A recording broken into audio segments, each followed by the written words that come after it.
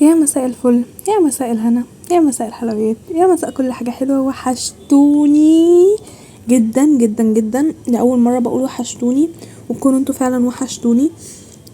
بصوا يا جماعة، بجد وحشتني الفيديوهات، وحشتني الدخلة دي. اول حاجة كده، انتوا الفيديو النهاردة بادئ معانا من قبل صلاة الفجر بحاجات بسيطة. بقالي كتير اوي منزلتش فيديوهات مذاكرة، وبقالي كتير اوي مهملة المذاكرة. فانا بصراحة كان عندي مذاكرة حبة حاجات كده. محاضرة اونلاين كانت عندي. كان عندي مذاكرة الكورس الانجليش اللي انا قلتلكوا اللي انا شغالة فيه. في ناس قعدوا يقولولي يعني ايه تاخدي كورس مش معتمد، ويعني ايه تاخدي كورس اونلاين، ويعني ايه كل الكلام ده، وكل الكلام ده تضييع وقت وكده. بصوا يا جماعة، ان انا اقوي اللغة عندي ده مش تضييع وقت.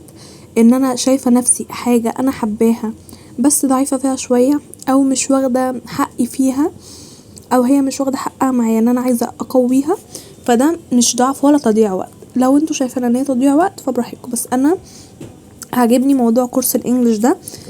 عاجبني فيه حاجات كتير. اولا ما بتدفعوش في فلوس، ثانيا بينمي عندكم مهارات كتير، بينمي عندكم مهارات السمع، مهارات الكتابة، القراءة، تركيز، كل دي حاجات مهمة. الابليكيشن حقيقي حلو. وفي نفس الوقت بينجز معايا. يعني انا حاليا ما عنديش وقت. لو بروح الجامعة اخلص ورق، بروح الشغل، برجع من الشغل تعبانة، فان انا ارجع من الشغل مثلا اتغدى واقعد واذاكر شوية، وبعدين ممكن اسمع الكورس والحاجات دي. فلا، ده بالنسبة لي مش مضيعة وقت خالص خالص خالص. فبصراحة انا عاجبني الحوار. فالمهم يعني انا كان بقالي كتير اوي ما ذاكرتش معاكم، فالنهارده هنعمل فيديو مذاكرة. عايزة اقولكم ان انا الفيديو ده قعد حوالي 4 ساعات، او 3 ساعات ونص. يعني انا من الساعة مثلا 3 او 3 ونص لحد الساعة 7. يعني تقريبا لحد الساعة 7 او 6 ونص كنت بذاكر. فدي حاجة كويسة. وانا قلتلكوا قبل كده ان احسن وقت ان احنا نذاكر فيه من بعد الفجر او من قبل الفجر بحاجات بسيطة لحد الصبح. الوقت ده بيبقى فيه التركيز عالي، بتبقى الدنيا هدوء، الناس حواليكوا نايمين، مفيش تشتيت، اخواتكوا نايمين، تعرفوا تركزوا، بتعرفوا تذاكروا. ما حسيتش بقى هنا بقيمة التابلت الا دلوقتي. طبعا انتوا عارفين ان انا، او مش عارفة انتوا عارفين ولا لا، بس في ناس كتير منكم عارفة ان انا بعت التابلت. فللأسف دلوقتي انا محتاجة تابلت او محتاجة لاب. فحقيقي ندمت ان انا بعته. كان هينفعني في حاجات كتير، بس يعني الحمد لله مش مهم. انا كده كده اصلا في نيتي ان انا هشتري لاب. فعادي يا جماعة، هنظبط نفسنا على التليفون لحد ما نجيب اللاب. المهم يعني ان انا كان عندي محاضرة اونلاين كنت عايزة اسمعها، فقعدت اسمعها واكتب حبة ملاحظات وحبة حاجات وحاجات كده مهمة وكده يعني. وبعدين بقى بصراحة لما قعدت ذاكرت، قلت ايه بقى، نشوف الانجليش كده نظبطه.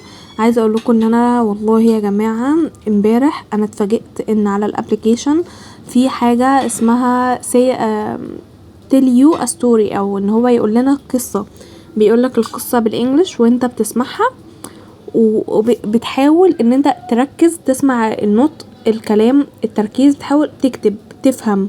فاهميني؟ بتبقى عبارة عن صور مثلا او فيديو تصويري كده، حاجات بتتحرك، طيارات، حاجات كده مثلا، يعني زي الكرتون كده. وهو بيبقى قصة، هو بيتكلم وهو بيقولك وانت بتحاول تفهم. فامبارح اول ما سمعتها، اللي هو طبعا انا كنت عامله زي الحماره مش فاهمه اي حاجه، وبعديها لما بدات اركز مره مع مره، لا فهمت. مره مع مره في كلمات جديده عليا، لا طب الكلمات دي اوكي انا هاخدها. مره مع مره الدنيا تمام، فاهميني؟ فهرجع تاني هعمل معاكم فيديوهات من دي كتير ان شاء الله. ادعولي بس ان انا ربنا يهديني كده واصور لكم، عشان بجد يا جماعه والله العظيم ما بقاش عندي وقت بجد. بنزل الصبح الشغل، لو عندي مشاوير في الجامعة بروح، برجع من الجامعة او برجع من الشغل، يا دوبك بروح اتغدى اكل انام عشان عندي شغل تاني يوم الصبح. فهي الدنيا كده والله العظيم. فاهملت القناة، بس ان شاء الله هرجع لكم تاني. بس كده. بس كنت بقول ايه بقى تاني، عماله اقول لكم بس انتوا وحشتوني والله يا جماعه، وحشتني الكومنتات، وحشتني كل الحاجات بتاعتكم. بس ان شاء الله راجعين تاني وبقوة باذن الله، باذنك يا رب راجعين تاني. هنا بقى كنت بصوا هنا كنت بفتح الابليكيشن بوريكم بقى ان الحاجة على الابليكيشن كويسة جدا.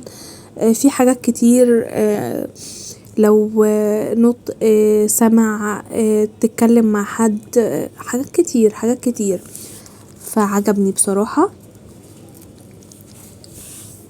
بصوا كنت بوريكم كل حاجة على الابليكيشن.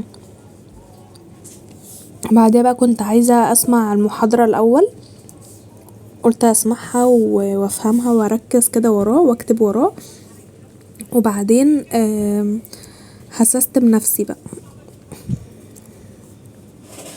هبتدي كده اظبط دنيتي. طب انا هبدأ من دي الاول، لا هبدأ من دي، لا طب انا عايزه اظبط دي، لا دي مش عارفه ايه كده، فاهمني. بس حطيت التليفون بقى والمحاضرة كانت اشتغلت. ده هنا كانت القصة، هو كان بيقولي القصة وانا بحاول ان انا افهم. فبص كنت عمالة طب اكتب اعمل ايه، فكنت بكتب الحاجات اللي هي الغريبة، يعني في كلمات غريبة كانت اول مرة اسمعها ومكنتش عارفة معناها، فكتبت معناها، قلت كتبتها وكتبت معناها، قلت هجمع حاصل الكلمات مثلا سي 20-30 كلمة وانزل بيهم واحفظهم. فانا كده قويت عندي مهارة التركيز ان انا اركز واسمع، وفي نفس الوقت حفظت كلمات، فاهمني. فالموضوع لذيذ بجد، الموضوع عجبني. حاجة كمان، الناس بقى اللي عرفت او شافت حبة حاجات كنت انا منزلاها على انستجرام، يعني تبع شغلي، يعني كانوا بيقولولي عايزين فيديوهات عن الوورد. يا جدعان ورب الكعبة لما انا اتعلمه ابقى اعلمه لكم. يعني انا مش بروفيشنال قوي فيه ولا بيرفكت فيه، لا لا لا لا لا لا، ده انا بصوا انا لسه الف ب حياة ربنا، يعني لسه بتعلم فيه. فخليني في اللي بفهم فيه او اعلمكم اللي انا بعرف اعمله، لكن اللي يعني حاجه مش بيرفكت فيها لا ما اقولكوش عليها. لما ابقى بيرفكت او ابقى بعرف اعمل كل حاجه اعلمكم، عشان لما حد يسالني سؤال في الكومنتس ما اقولوش مش عارفه، اقوله حاضر، او ما اعمله مثلا فيديو قصير عليه، رد عليه في الكومنتات، فاهمني.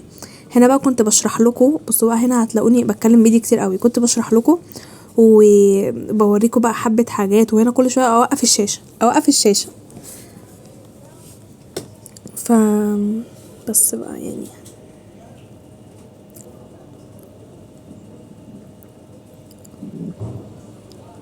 قعدت بقى اكتب وراهم كده القصة، يعني دي كلها كانت قصة اصلا.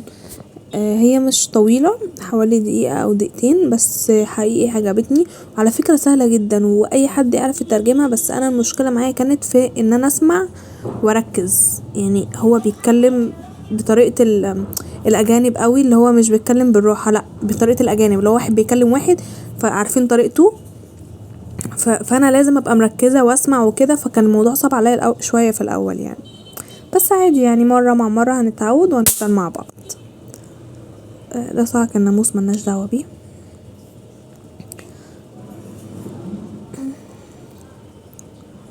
بس وهنا بقى كنت كده خلاص، يعني شبه ان انا بقفل اصلا المحاضرة. يعني انا عايزة اقولكم ان الفيديو ده كان طويل جدا بس انا قصرته. المهم قمت بعد كده اعمل قهوة، والاول مرة يا جماعة القهوة فارت، بصوا القهوة فارت مني، اتضايقت قوي، بصوا اتبهدلت، بس عشان كنت مستعجلة فتقريبا فارت مني عشان كده، بس عادي يا جماعة، كده كده عملت نسكافيه تاني. المهم هنا بقى لبست، كنت نازلة ورايحة الشغل، ماشية في الشارع لوحدي، انا بنزل بدري يا جماعة، فالشارع حرفيا بيبقى لسه بدري قوي، يعني يدوبك بيبقى المدارس ميكروباصات، بس اصلا الميكروباص كان فاضي مش مركب حد، الدنيا هادية خالص. هنا بقى كنت فطرت، عملت نسكافيه وشربت وجبت ميني بيتزا، وبس ده كده اليوم بتاعي النهارده. لو عجبكم ما تنسوش اللايك الجميل، الاشتراك في القناة. باي باي.